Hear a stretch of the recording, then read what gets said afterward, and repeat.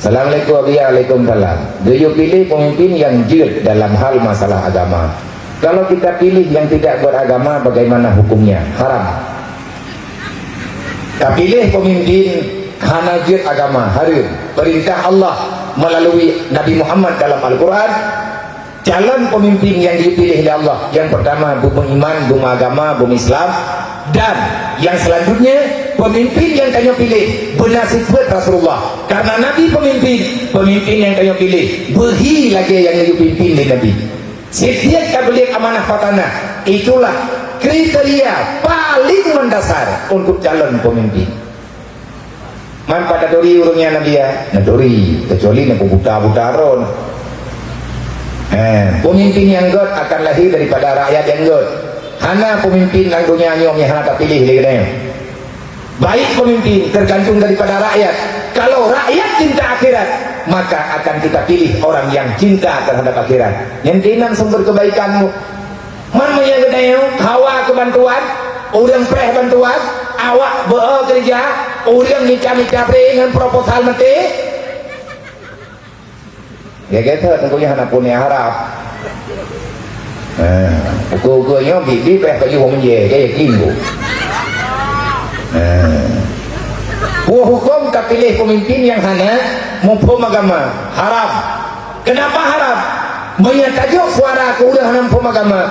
Jika membalut-balut dalam desa, tanya orang pilih wajib tanggung jawab dengan Allah.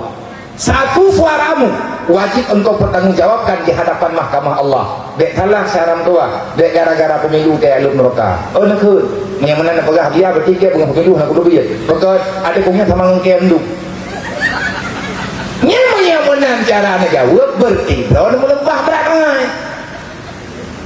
Kita bangai kamu biar bangai kita nyopakan hantau bah bro bekat. Pula awak dek bro dia nyolang bro tadi.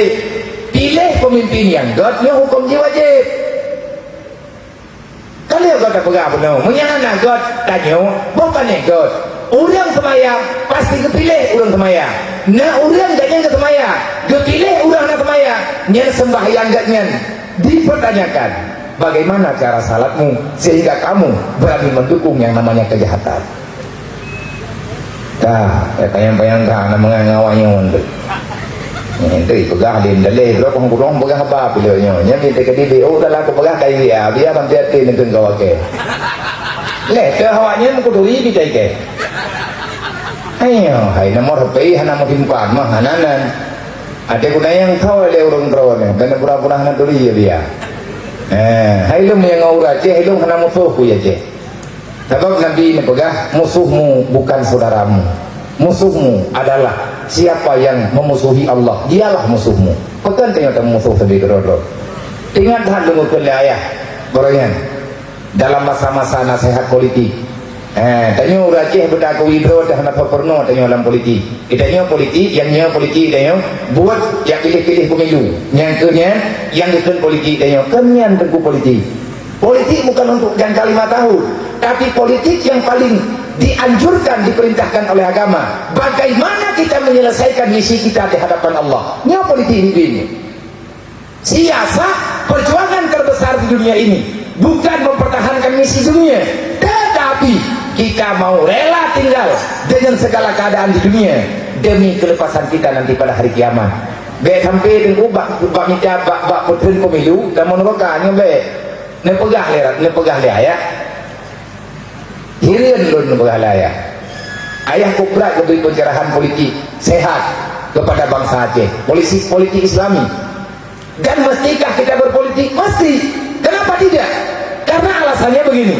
Kalau seandainya orang Islam tidak mau hadir dalam politik Islam, kalau seandainya kita yang mengakui Muslim tidak memformat politik menjadi aturan untuk menyelamatkan Islam, dan pegahlah ya orang turi agama, orang tohong agama, orang sayang ke agama, orang yang ingin menyelamatkan agama tidak mau hadir dalam politik yang sesuai dengan arahan agama, menyahankan timnya.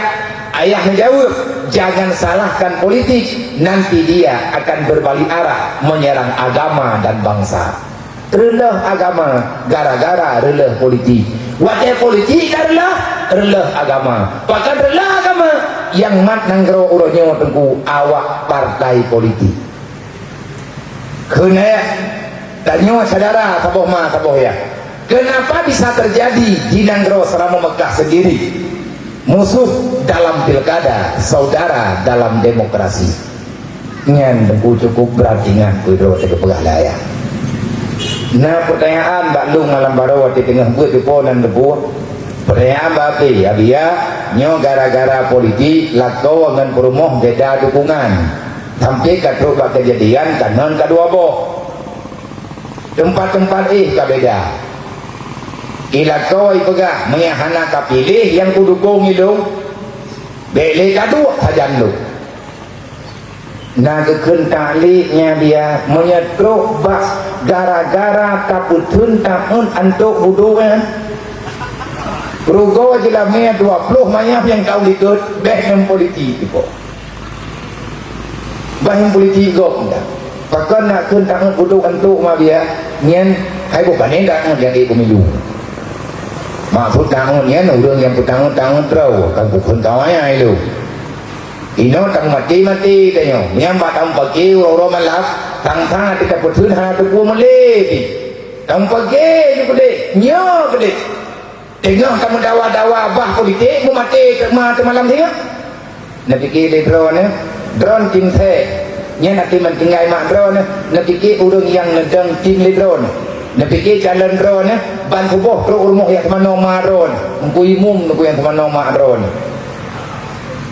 bena tenang umum gara-gara beda politik takut merempok mengkliek mati yang menjadi kilek umum tahun aja dan lebu peh kutubit mati beri mata bulan me pada pemir peh ni peh sempron nyoka kena na ya kehu kena nampu abia kemana main saya kira Honda non kompresor itu alapanya bagah beli bom hai bom buat you